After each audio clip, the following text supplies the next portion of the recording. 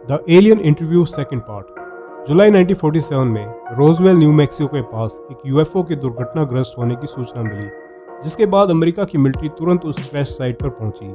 शुरुआत में Roosevelt army airfield (RAF) ने फ्लाइंग डिस्क की बरामदगी की घोषणा की, लेकिन बाद में इस बयान को वापस ले लिया गया और उस अज्ञात वस्तु को एक तरह का मौसम का गुब्बारा ठहराया गया। तो कोशिश ये हुई कि इस घटना को टॉप सीक्रेट रखा जाए। तो ये किताब द एलियन इंटरव्यू इस घटना पर आधारित है, जहां मैटिल्डा मैक्लरॉय एक नर्स थी जिसने 1947 में रोजवेल घटना के दौरान एक एलियन प्राणी के साथ बातचीत की, जिसे वह एरियल कहती थी। ये एलियन उन एलियंस में से थी जो क्रैश साइट पर मरे पाए गए, लेकिन उस यूएफओ की पायलट जिंदा थी, जिसे बाद में रिसर्च के लिए ले जाया गया। यह वीडियो इस बुक का सेकंड पार्ट है, जिसमें ऐसे सवाल पूछे जाते हैं जो आपको जगा देगी।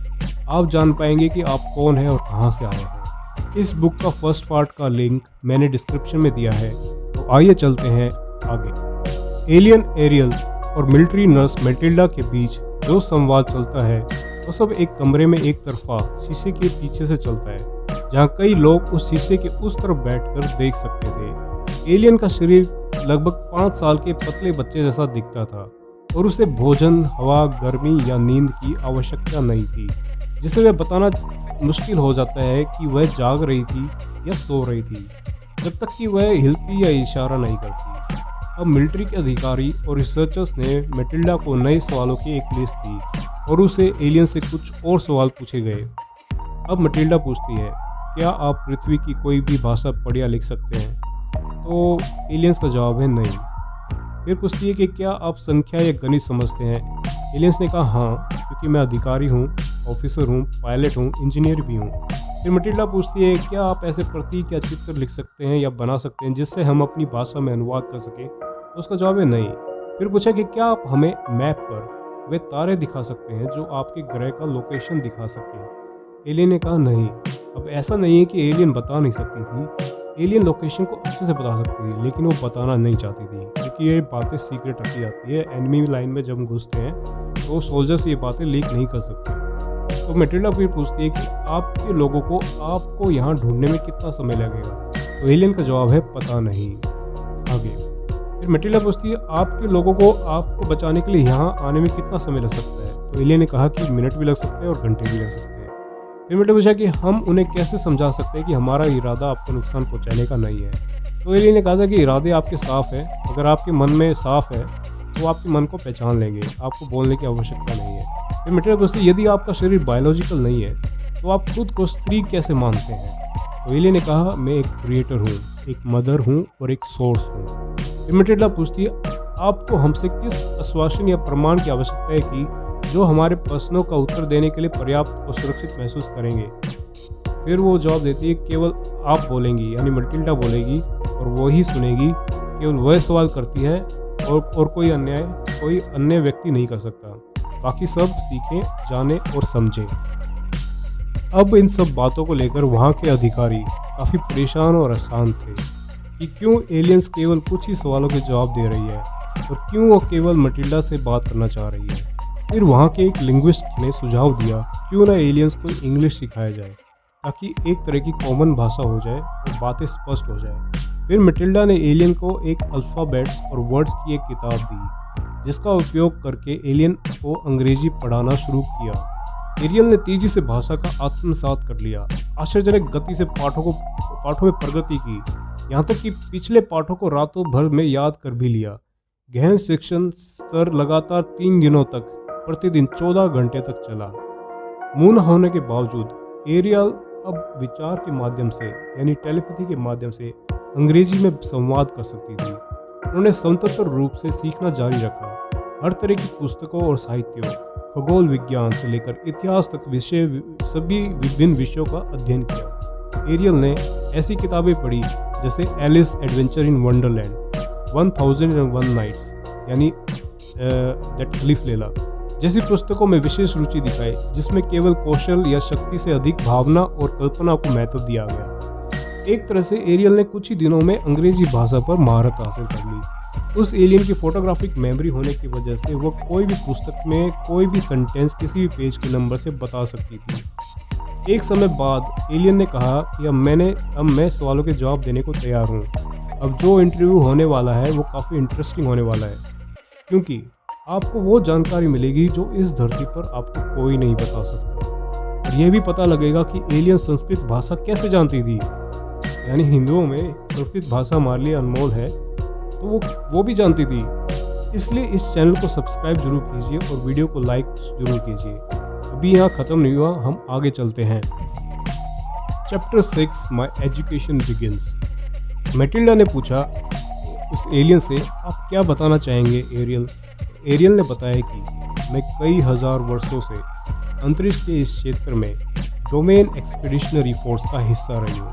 हालांकि 5965 ईसा पूर्व यानी बिफोर क्राइस्ट के बाद से मेरा पृथ्वी पर मौजूद प्राणियों के साथ व्यक्तिगत रूप से कोई गहरा संपर्क नहीं रहा है। ग्रह के निवासियों के साथ बातचीत करना मेरा प्राथमिक कार्य नहीं है। मैं एक अधिकारी, ऑफिसर, पायलट और इंजीनियर हूँ। मुझे डोमेन से मिली कई जिम्मेदारियां निभानी है। अब डोमेन जिसको नहीं पता, डोमेन इनके सिविलाइजेशन का नाम है। जिस सभ्यता, जिस ग्रह से वो आई है उसको डोमेन बोलते हैं। तो वो आगे कहती है, फिर भी हालांकि मैं डोमेन के अंदर बोले जाने वाली 347 अन्य भाषाओं में पारंगत हूँ, लेकिन मुझे आपकी अंग्रेजी भाषा से पहले कभी अवगत नहीं कराया गया, क्योंकि अंग्रेजी भाषा भी लेटेस्ट थी धरती पे। उससे पहले और भी पुरानी लैंग्वेज थी, लैटिन थी और संस्कृत थी, जिससे बाकी लैंग्वेजें निकल कर आई। तो एलियन संस्कृत जानती थी और वो इंटरेस्टिंग बात है। तो पृथ्वी को आगे बोलती है, पृथ्वी को जो सबसे पहली भाषा जिससे मैं परिचित थी वह थी वैदिक काल की संस्कृत भाषा। उस समय में हिमालय पर्वत में स्थित एक डोमेन बेस के नुकसान, एक डोमेन बेस था हिमालय पर्वत में, तो उस एरियल को वहाँ भेजा जाता है कि वहाँ डोमेन बेस के नुकसान की जांच के लिए भेजे गए एक मिशन का सदस्य थी। तो हुआ ये कि उन हिमालय बेस से ऑफिसर्स, पायलट्स, कम्युनिकेशन और एडमिनिस्ट्रेटिव पर्सनल की एक पूरी बटालियन गायब हो गई और बेस नष्ट कर दिया गया। कई मिलियन वर्ष पहले मुझे द डोमेन के लिए इन्वेस्टिगेशन, एरियल बोलती है, कई मिलियन वर्ष पहले मुझे द डोमेन के इन्वेस्टिगेशन, डाटा इवैल्यूएशन और प्रोग्राम डेवलपमेंट ऑफिसर के रूप में ट्रेनिंग दी गई थी। क्योंकि मैं उस तकनीक में एक्सपीरियंस थी, मुझे सर्च टीम या खोज दल के हिस्से के रूप में पृथ्वी पर भेजा गया। मेरे कर्तव्यों में से एक में उस समय आसपास के क्षेत्र में रहने वाले मानव आबादी से पूछताछ करना शामिल था। और उस समय होता था कि वहाँ के ऋषि मुनि जो होते थे वो सब देखते थे कि हाँ, बेस से कुछ उड़न तस्तरी जा रही है, जिसे वो यान कहते थे। तो उस क्षेत्र के कई लोगों में क्षेत्र में विमान या अंतरिक्ष यान देखे जाने की सूचना भी आसपास दी थी। तो वहाँ से मिले सबूतों, गवाही और ऑब्जर्वेशन से ये पता चला कि पृथ्वी पर ओल्ड एम्पायर की एक स्पेसशिप मौजूद है और इसी सोलर सिस्टम में अन्य ग्रह पे छिपे हुए ओल्ड एम्पायर के बेस स्टेशन है, जहाँ से वे कम्युनिकेट करते हैं। ये बात जो डोमेन से आए एलियन ने जो बताई है कि वो 5965 ईसा पूर्व की बात है और हिमालय के पास डोमेन का बेस था। अब है कि ओल्ड एम्पायर क्या है, जो कि इस वीडियो में नहीं पता चलेगा, वो अगले वीडियो में बताएंगे। फिर मैटिल्डा ने पूछा कि क्या आप मेरे सभी सवालों के जवाब दे पाएंगी? तो एलियन ने कहा कि मैं केवल वही बात बताऊंगी जो पूरी ह्यूमैनिटी के लिए फ़ायदेमंद है, जिससे तुम अपना और इस पृथ्वी का भला कर सको, क्योंकि मेरा काम पृथ्वी का संरक्षण करना है। तो होता है कि एलियन की बॉडी इस तरह है कि उसको कोई हार्म नहीं कर सकता। अगर हार्म करने की कोशिश की तो वो तुरंत उस एलियन जो है बॉडी को छोड़ देगी, तो उससे कोई ज़बरदस्ती नहीं कर सकता था। तो एलियन ने व्यक्त करती है कि मनुष्य सहित सभी संवेदनशील प्राणी, जितने भी प्राणी हैं पूरे इस संसार में, वे सब इमोर्टल स्पिरिचुअल बीइंग है, यानी हम सभी अमर हैं। यानी कि हर प्राणी एक टाइमलेस स्टेट में है और आप इसलिए अस्तित्व में हैं क्योंकि आप अस्तित्वहीन हो ही नहीं सकते। मतलब आप नॉन एग्जिस्टेंट हो ही नहीं सकते, आप हमेशा से एग्जिस्ट करते आए हैं और आगे भी करते आएंगे। तो ये सब बात एरियल ने बताई, यानी आपका होना ही है, आप कभी भी ना होना नहीं हो सकते। आप चुन नहीं सकते कि मैं अब नॉन एग्जिस्टेंट होना चाहूँ, ये नहीं हो सकता। ये बात समझना थोड़ा मुश्किल है, लेकिन हो सकता है कि कुछ समय के बाद आपको समझ में आए। इसलिए अस्तित्व में सभी प्राणियों से वैसा व्यवहार करें जैसा आप अपने लिए चाहते हैं। उसके बाद मैटिल्डा अपने पर्सनल नोट में लिखती है कि वो इस बातचीत को कभी नहीं भूलेंगी। उस एलियन में उससे पहले बार एक नरम और वास्तविक व्यक्तित्व का एहसास हुआ। उसके कहे हुए शब्द इमोर्टल स्पिरिचुअल बीइंग मैटिल्डा को एक गहरे अंधकार में किसी प्रकाश की बिजली जैसी बात लगी। उसने पहले कभी नहीं सोचा था कि मनुष्य एक अमर प्राणी है।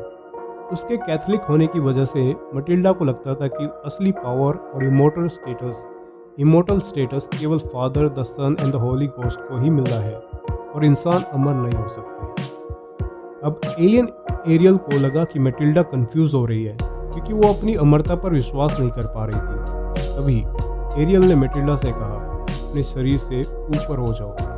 इस तरह कहते ही मैटिल्डा तुरंत अपने शरीर के बाहर और ऊपर थी और वो अपने शरीर को देख पा रही थी। वो अपने कमरे को भी देख पा रही थी। थोड़ी देर बाद मैटिल्डा को एक सरल लेकिन चौंकाने वाला तथ्य का एहसास हुआ कि जो मैं हूँ एक शरीर नहीं है। उस पल एक काला पर्दा हटा और पहली बार उसने अपने जीवन में और बहुत समय से पहले, यानी समय की शुरुआत से पहले, उसने महसूस किया कि वो केवल आत्मा ही नहीं है बल्कि एक इमोर्टल स्पिरिचुअल बीइंग है जिसका कोई आदि है ना अंत है। वो एक ऐसे टाइमलेस स्टेट में होती है जहाँ समय का बोध खो जाता है। एक क्षण के बाद एरियल ने मैटिल्डा से पूछा कि क्या तुम इमोर्टल स्पिरिचुअल बीइंग को बेहतर तरीके से समझ पाई हो। अचानक मैटिल्डा फिर से अपने शरीर के अंदर वापस आ जाती है और जोर से कहती है, हाँ मैं समझ गई कि आपका क्या मतलब है। इसके बाद मैटिल्डा उठती है और 15 मिनट के लिए ब्रेक ले लेती है और टॉयलेट में जाकर अपना मुंह धोती है और थोड़ी देर बाद नॉर्मल हो जाती है क्योंकि ये एक्सपीरियंस एकदम उसको चौंका देता है और एकदम नए आयाम में ले जाता है। तो उसके अंदर एक नई ऊर्जा का संचार होता है और वो काफ़ी सेफ और खुश महसूस करती है। अब एलियन एरियल उसे जीवन का पहला लेसन सिखाती है। एरियल ने उसे पृथ्वी पर आने का कारण बताया। वो कहती है उन्हें उनके सुपीरियर ऑफिसर ने, यानी डोमेन में उस एलियन के सुपीरियर ऑफिसर ने न्यू मैक्सिको में प्रशिक्षण किए गए परमाणु हथियार के विस्फोटों की जांच के लिए भेजा था। तो उस वक्त न्यू मैक्सिको में काफ़ी सारे परमाणु बम टेस्ट किए जा रहे थे, तो उससे काफ़ी रेडिएशन पैदा हो रही थी, काफ़ी नॉइज़ पैदा हो रही थी। उसके सुपीरियर ऑफिसर ने उसे वातावरण से जानकारी इकट्ठा करने का आदेश दिया जिसका उपयोग रेडिएशन की सीमा और उससे पर्यावरण को होने वाला संभावित नुकसान को निर्धारित करने के लिए किया जा सकता है। उसके मिशन के दौरान अंतरिक्ष यान पर वातावरण से निकली एक बिजली की चपेट में आ गया। उसका यान एकदम बिजली की करंट उस पर लगने से उसका नियंत्रण खो गया और वो यूएफओ दुर्घटनाग्रस्त हो गया। अंतरिक्ष यान का संचालन उनके पायलट और उनके साथी, जिसको वो कहते हैं इस बी द्वारा किया जाता है, जो डोल बॉडीज का उपयोग उसी तरह करते हैं जैसे एक अभिनेता मास्क और कॉस्ट्यूम पहनता है। तो श्री कृष्ण ने कहा था कि हम जैसे शरीर बदलते हैं ऐसे ही वो एलियंस अपने डोल बॉडीज को बदल सकते हैं। ये एक मैकेनिकल रोबोट की तरह है जिसके माध्यम से भौतिक दुनिया में काम किया जाता है। यानी वे एलियंस जिस दुनिया से आए थे वो आयाम, वो डायमेंशन हमारे भौतिक दुनिया से अलग है, ऊपर है। ये ऐसे है जैसे 3 डायमेंशन होता है, 4 डायमेंशन होते हैं, 5 डायमेंशन होते हैं। उदाहरण के तौर पर अगर आपको समुद्र में जाना है तो मैं आपको एक बॉडी सूट दूंगा जिससे आप समुद्र में सर्वाइव कर सकें। तो जब वे ड्यूटी पर नहीं होते तो वह डोल बॉडीज यानी उनके शरीर को अलग से छोड़ देते हैं और उसको टांग देते हैं अपने हैंगर में, और शरीर के उपयोग के बिना काम भी कर सकते हैं और सोच भी सकते हैं और कम्युनिकेट भी कर सकते हैं क्योंकि वो टेलीपैथी होता है, और यात्रा भी कर सकते हैं और बिना शरीर के अस्तित्व में रहते हैं। यानी उनको शरीर की जरूरत नहीं है अस्तित्व में। आपको लगता है कि मैं शरीर हूँ तो ये शरीर आपका अलग भी हो जाएगा, तब भी आपका अस्तित्व रहेगा।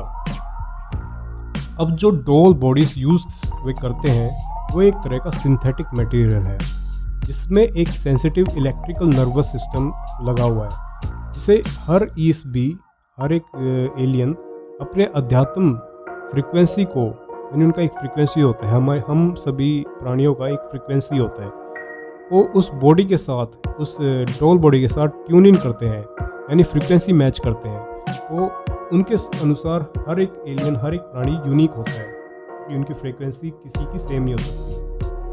तो हर एक प्राणी को एक यूनिक फ्रीक्वेंसी होती है।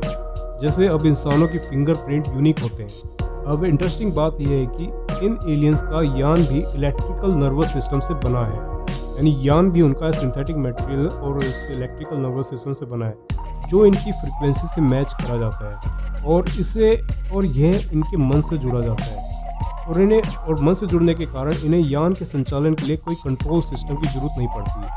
अगर कोई और अनजान प्राणी इस यान में घुसने की कोशिश करता है तो वो ऐसा नहीं कर सकता, क्योंकि यान एक तरह से जीवित है और उस प्राणी के फ्रिक्वेंसी से मिसमैच होने की वजह से उसे बाहर निकाल देता है। अब जो यान इलेक्ट्रिकल सिस्टम से बना है, उस पर अगर हाई वोल्टेज बिजली पड़े तो वह नियंत्रण खो देता है। यही कारण था कि उनका यूएफओ क्रैश हो गया था। ये एलियन जहाँ से आए हैं उसे वे डोमेन बुलाते हैं और वो सभ्यता इतनी एडवांस है कि वो काफ़ी non galaxies, stars, planets, moon और एस्टेरॉइड्स पर उनका अधिकार है, जो कि संपूर्ण भौतिक ब्रह्मांड का 1/4 है। यानी जितने ब्रह्मांड में वो फैले हैं उसका 1/4 हिस्सा उनके हाथ में है।